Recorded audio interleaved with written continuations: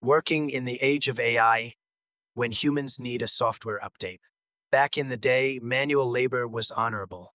Today, artificial intelligence labor is the new cool. We've entered an era where robots can code, AIs can paint, and humans are busy signing up for emotional intelligence workshops. We thought AI would replace factory workers. Turns out it's coming for designers, programmers, journalists, even poets. Some folks wake up jobless, not because they did anything wrong, but because a smarter, faster algorithm just moved in. Never before have we had to compete with something that doesn't sleep, doesn't eat, and never asks for a raise.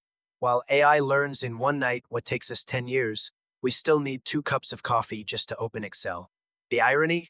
We built AI to make our lives easier, and now we're scrambling to take AI courses just to stay employed. Welcome to the 4.0 life. If you don't upgrade yourself, you'll be uninstalled. AI isn't scary. What's scary is using an analog mindset in a world running on digital logic.